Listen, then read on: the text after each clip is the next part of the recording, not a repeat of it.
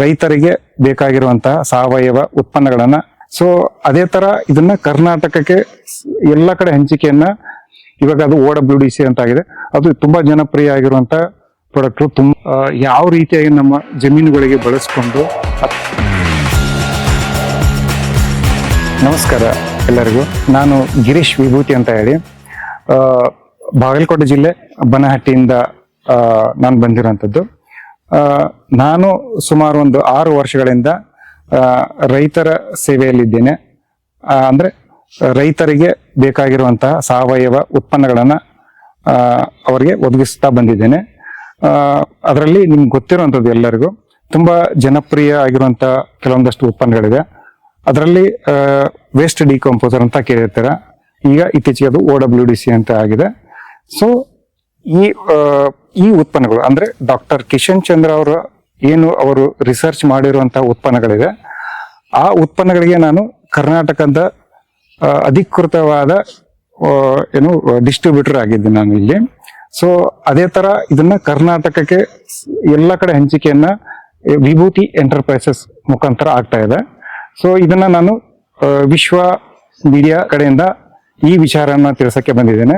ಇದರಲ್ಲಿ ಸುಮಾರು 10-12 ಪ್ರಾಡಕ್ಟ್ಗಳಿದೆ. ಮತ್ತೆ ಮುಂದಿನ ದಿನಮಾನಗಳಲ್ಲೂ ಬೇರೆ ಬೇರೆ ಪ್ರಾಡಕ್ಟ್ಗಳು ಬರ್ತಾ ಇದೆ. ಸೊ ಡಾಕ್ಟರ್ ಕಿಶನ್ ಚಂದ್ರ ಅವರ ಇನ್ವೆನ್ಷನ್ ಅಲ್ಲೇ ಆಗಿರುವಂತಹ ಪ್ರಾಡಕ್ಟ್ಗಳು. ಇದರಲ್ಲಿ ಮುಖ್ಯವಾಗಿ ರೈಟ್ ಫ್ರಮ್ ದ ಬಿಗಿನಿಂಗ್ ಅಂದ್ರೆ ಮುಂಚಿತವಾಗಿ ಯಾವಾಗ ಅವರು ರಿಸರ್ಚ್ ಮಾಡಿದ್ರು ಅವಾಗ ವೇಸ್ಟ್ ಡಿಕಂಪೋಸರ್ ಅಂತ ಬಂದಿತ್ತು. ಇವಾಗ ಅದು OWDC ಅಂತ ಆಗಿದೆ.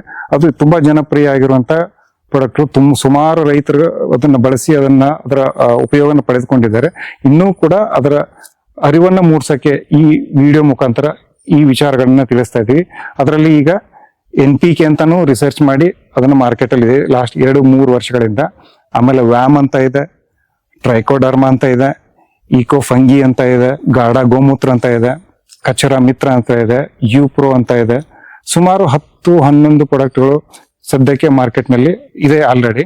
ಅದನ್ನ ರೈತರು ಕೂಡ ಬಳಸ್ತಾ ಇದ್ದಾರೆ.